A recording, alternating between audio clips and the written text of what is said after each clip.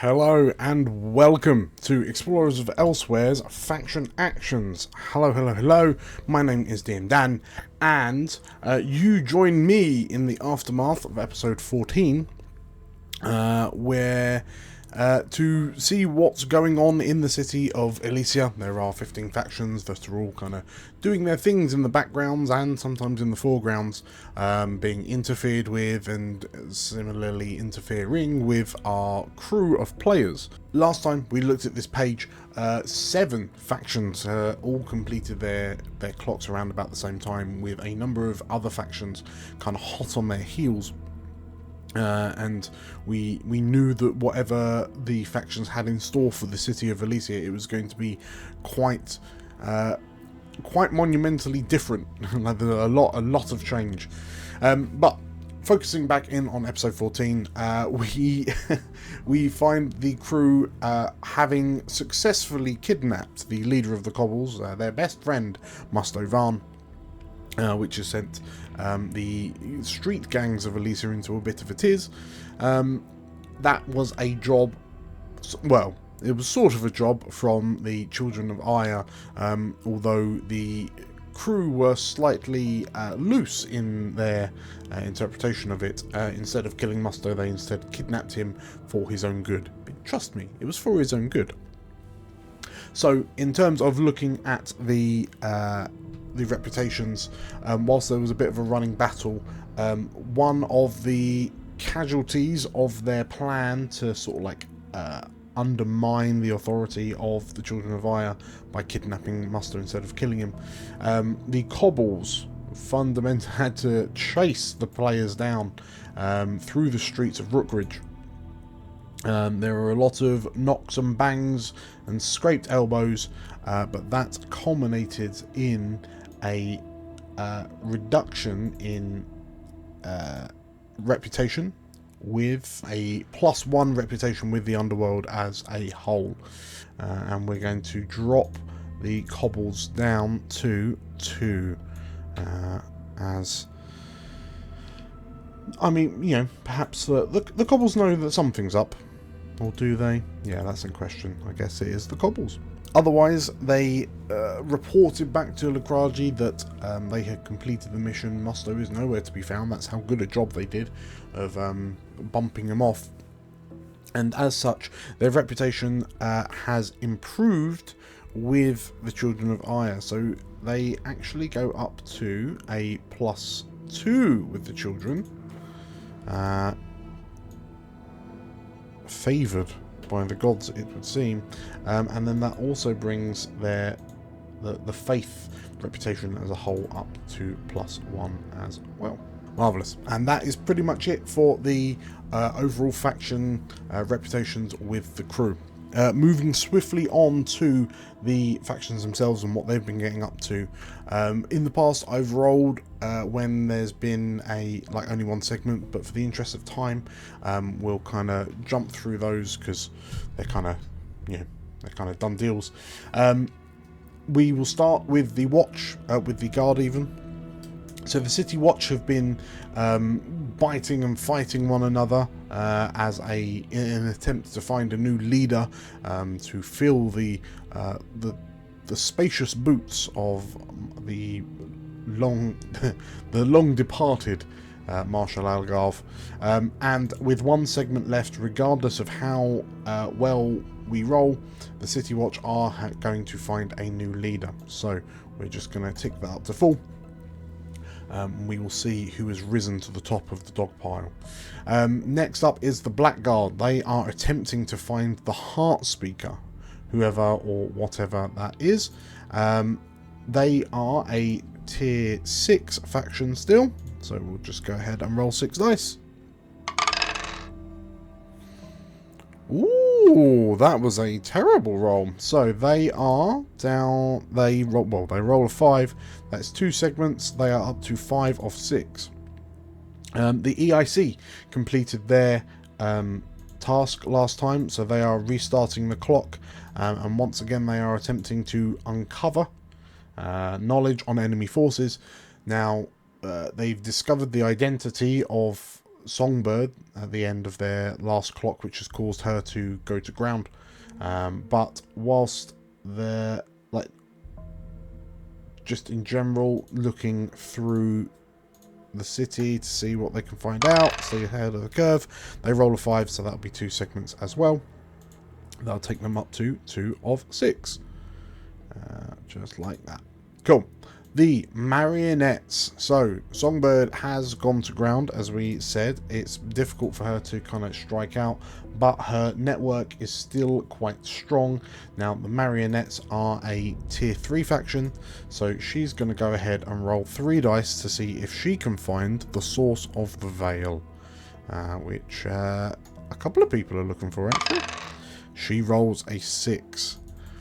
In her isolation, she's been able to put her thinking cap on, and the marionettes now know what the source of the veil is. The Cobbles. So they successfully, well, must have successfully completed his plans for the Bell Tower prison break, but then mysteriously vanished. And the Cobbles now are doing everything they can to investigate his disappearance. They're hopeful. They're hopeful they'll find him. Hopefully breathing. Now the Cobbles, whilst they have been booted out, they are still a tier 2 faction now. So that's a 2 dice. They're going to roll a 1. A 1. They are lost without their beneficent leader. What can we do without Muster, eh?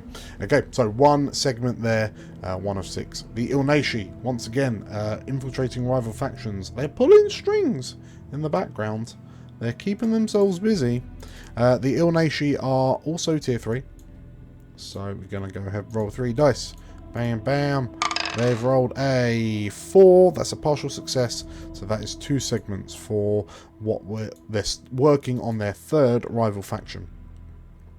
Very good. So, moving on to the pillars. The Chainbearers have only 1 segment left on their clock, so we're going to go ahead and complete that. They have begun construction of the Shroud, which Odalmers has mentioned to the crew is his replacement for the Veil.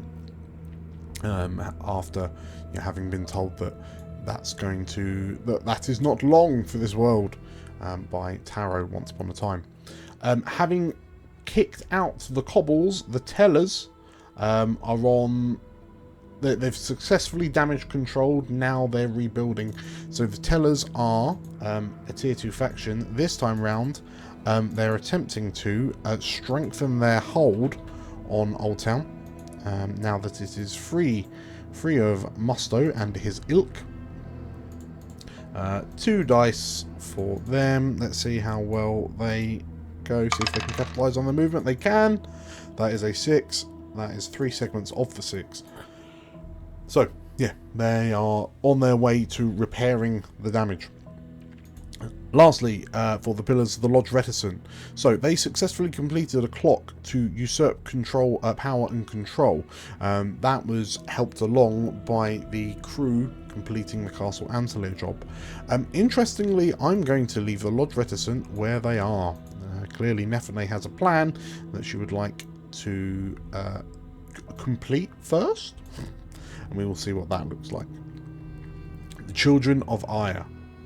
They are preparing for the summoning, and for those of us who have watched the campaign, it is potentially worryingly clear what the preparations for the summoning might include, but yeah, we will see how that pans out in the upcoming Act 2 finale.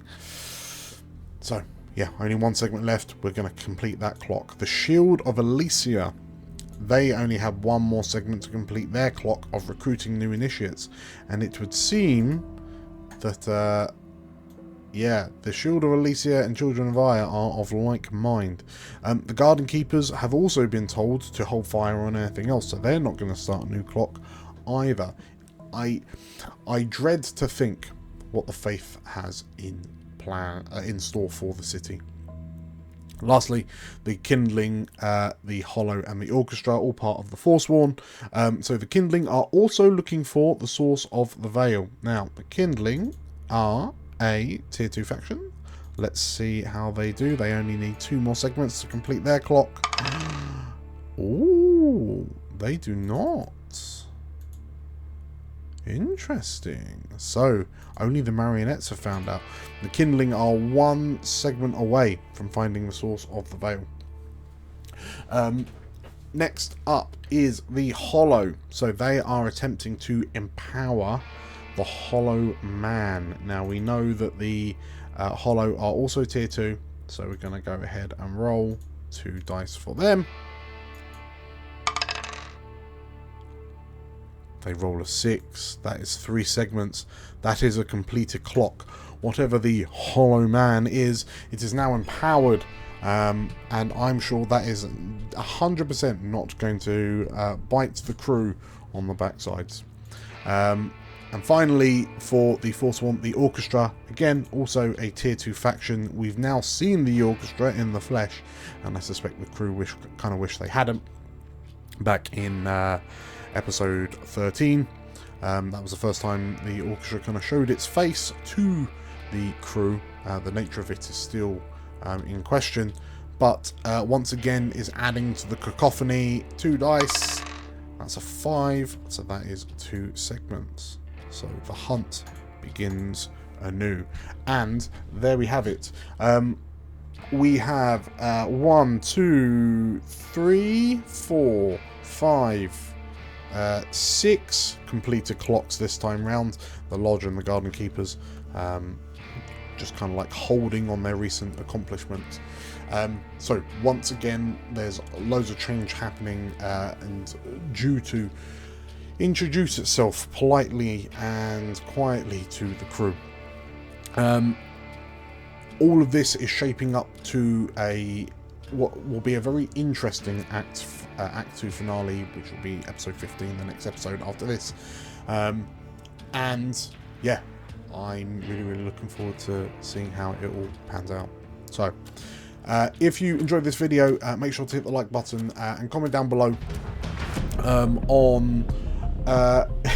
comment down below on what you think the Faith has in store with all of those completed clocks, and to see how this all kind of cascades and crashes into one another. Make sure to hit the subscribe button and the bell icon for notifications of when we release new videos. We release them super frequently and regularly, and we wouldn't want you to miss out. So that's pretty much it. Thank you everyone for watching. I'll see you next time. Bye bye.